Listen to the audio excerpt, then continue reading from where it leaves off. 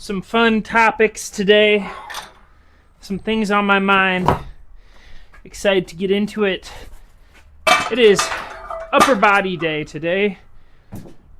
Got some bench. What I've been doing with my bench recently is an AMRAP. Well, I warm up, and then I do an AMRAP at 225, and then if I can PR, I PR. If I can't, I can't. Last few times I have not PR'd, but today I'm kind of hopeful. How I get ready for bench is I'll do a lighter bench for a bunch of reps. So just to really get the blood flowing, get a nice little pump going.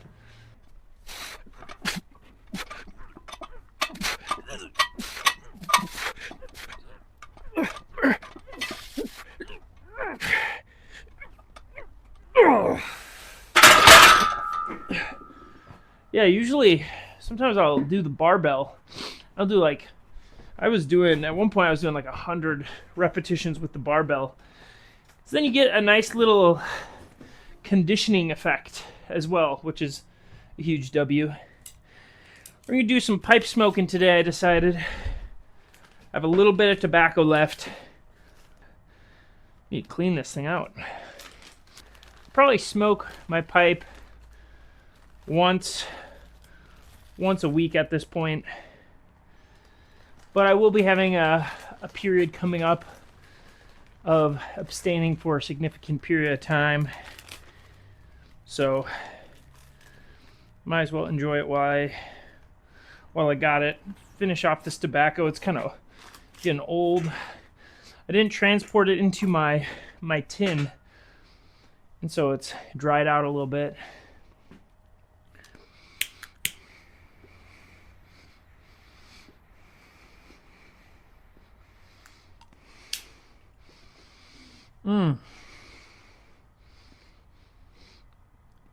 Still nice though. This is 185. This is still not going to be doing not a ton of reps at this weight. This is more just adapt to the weight. Just probably just do 5 reps, and I go straight to 225. Bust out that AMRAP.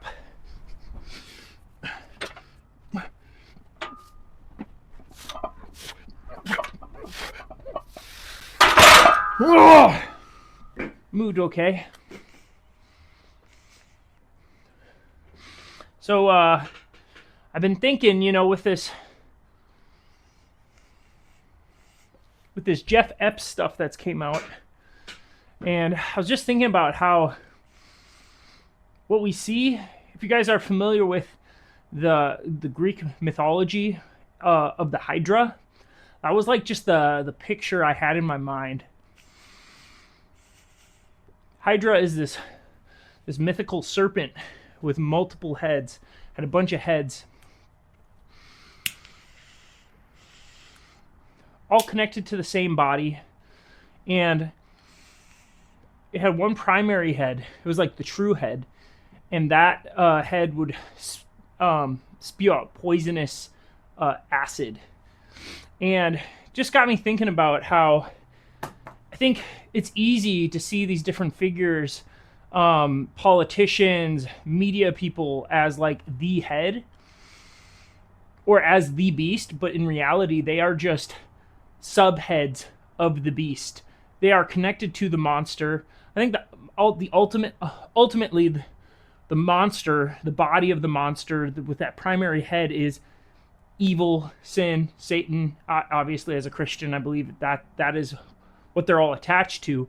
And that would mean Jeffrey, while being just a head himself, though, I do think he was a primary head. If his venom was spewing out that toxic acid. It's interesting. Poison doesn't always kill. Do you know what I'm saying? Like, you can eat a poisonous plant and not die. You just get very sick. And I think that's kind of what it does. And one of the powerful symbolisms of the Hydra is it feels like a beast that cannot be beaten, because anytime you chop off the head, 2 more sprout up.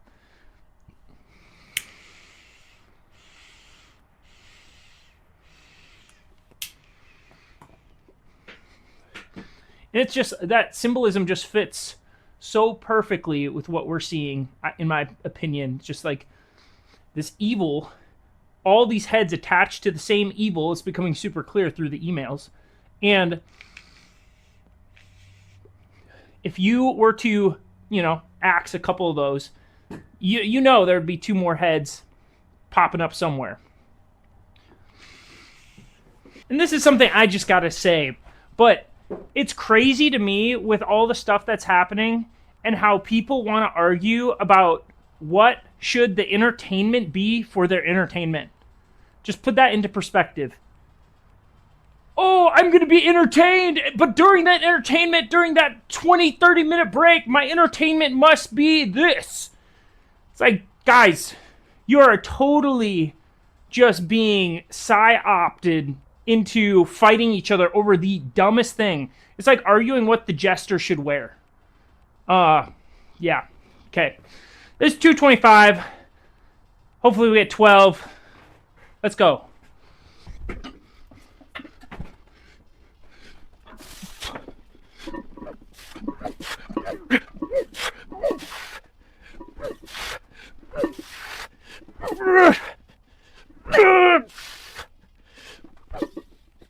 Jeez. Oh! Not what I wanted. Oh well. So, thinking about this Hydra thing got me thinking about, like, what is the solution for a Hydra? And I'm not going to lie to you, it's not pretty. Not easily defeated. So there's only one story I'm aware of a Hydra and how it was defeated. It was one of Hercules' labors. And, it's like he's chopping off heads and he's growing weary. And eventually, I don't think he's actually able to kill it. It's actually immortal. Which makes a ton of sense. Like, the embodiment of evil, as long as we live on this earth, will probably never be destroyed. But I think there's something very poetic about, regardless of if the evil is insurmountable, still going in there and lopping off as many heads as possible. A more pragmatic man would be like, well, you could just deal with the heads that you have and not chop them off because, there's two more replacing each one. But the virtuous thing seems to be to chop the heads off regardless of if there's 2 more that come in his place. You just have to keep chopping. And this is just kind of like the reality of, just the hero's journey in general is like, it feels futile. The word, the word.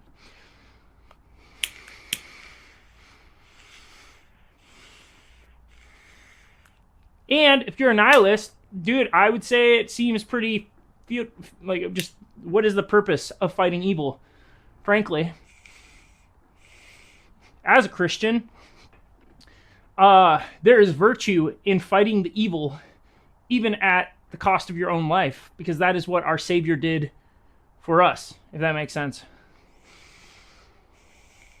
The virtuous thing is to chop the head off. Okay. That last bench set did not go as well as I wanted it to. Be cool if I could hit 6 this time around.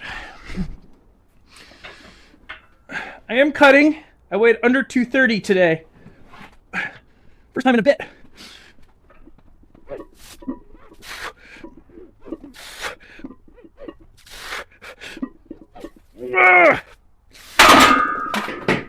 Decided to go with the pause. I need to do more of that. Not a long pause, but just, I always bang it off my chest. Gotta do both. Something else I was thinking about was how I think that obviously there's such things as pure evil. it's crazy to me. Like, these people are literally practicing, like ancient forms of Satanism, demon worship.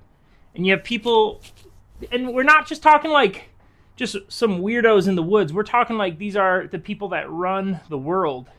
And you have so many people who are still resistant to believe in any sort of spirituality, which is kind of crazy to me. But then also simultaneously, these like, if there is an ultimate evil, there has to be an ultimate good, right? And I was thinking about it the other day, how the Game of Thrones guy, Martin, how he actually has beef with Tolkien because he's like, no, everybody is, he like makes morality like this amorphous blob of everybody's good, everybody's evil, and there's no true good and true evil. When in reality, it's funny, I was thinking about this the other day, is like, oh, that is the fallacy of the beard. The fallacy of the beard is everybody can identify when somebody definitely has a beard. I definitely have a beard. If I shaved off this facial hair, I would no longer have a beard, right? Everybody can identify those two things. The argument is like, what point, how many hairs do you need on your face in order for it to be considered a beard, right? Or what length does the hair have to be? But Martin performs the fallacy of the beard, believing that there is no such thing. It's like by conflating, like everybody's got good, everybody's got evil.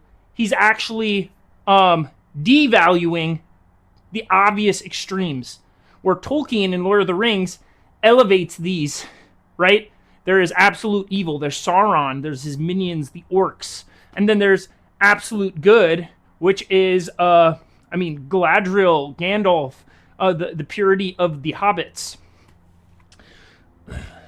And that is one of the things that the Rings of Power got wrong, is they tried to do that. They tried to turn Lord of the Rings into Game of Thrones, amorphous, meaningless morality blob where nothing's truly good, nothing's truly evil. Orcs have feelings too. No, they don't. They're corrupted beyond saving. I think that's also the reality I think we see in our world today, is the people that do this crap, you know what I'm talking about, are beyond saving. They are not themselves the purest form of evil. That is their father, Satan. But they are as adjacent and as close to that thing as one can be. Now watch this bench. If I could do 5 again, I'd be sick.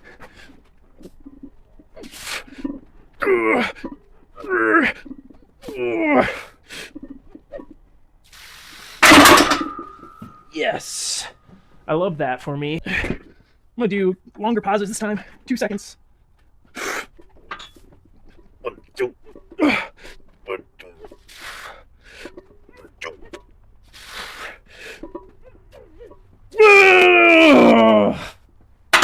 Oh, jeez. Did not get as many reps, but I mean, that's to be expected with a longer pause. Okay, I saw a video of a guy doing this the other day, and it made me want to try it. Hey, go take your nap. Tried it once already, off camera. Jeez. Muddy.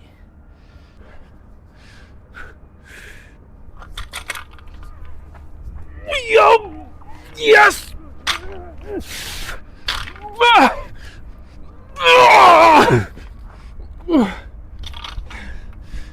That's pretty cool.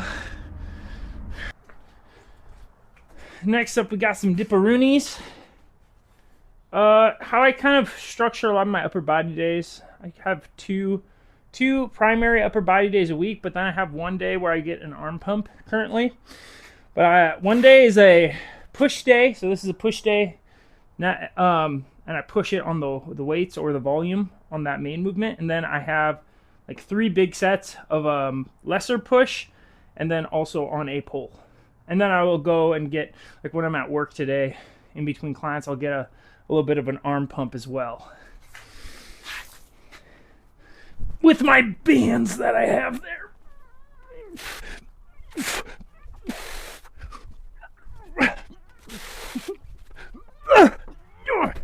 I could have kept going. Soft. goes the other way.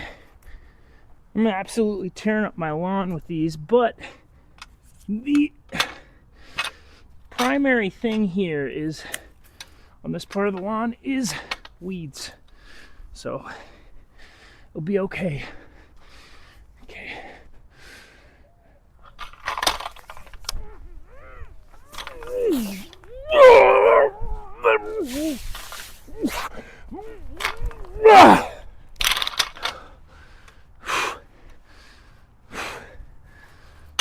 There you go. Probably gonna end the video there. Word of encouragement, okay? The nature of facing a Hydra is that it feels like it's an unwinnable battle. And to some extent, it is. But heroes are never... There are no heroic stories of a guy who did the very easy, basic battle. Alright? In order to be on a hero's journey, you have to have insurmountable odds. So that would be my encouragement for you, is yes, this feels insurmountable, but that's just part of the game. I mean, you could just hide, you could, but I mean, you will be forgotten. Shoot, you might face the Hydra and still be forgotten, but you might cut off a head or two with it, and that seems valuable. So, Beefcake Sensei out.